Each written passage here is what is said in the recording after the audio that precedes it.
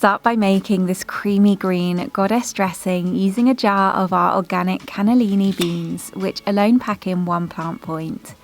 Add the beans and their stock to a blender along with a handful of spinach, parsley and basil, a tablespoon of capers, a clove of garlic, the zest and juice of half a lemon, a good drizzle of our Italian organic extra virgin olive oil, and season well to taste, then blend until smooth.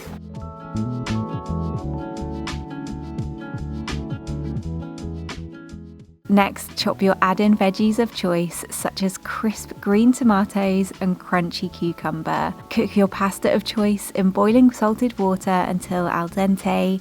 Drain well, then add to a large mixing bowl. Pour in the dressing and stir through the pasta well to coat. Add in your veggies and any additional herbs, such as fresh basil leaves, and mix through.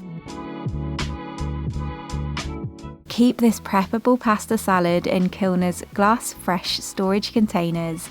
It stores really well in the fridge and is perfect for picnics, barbecues, or packing for lunches on the go.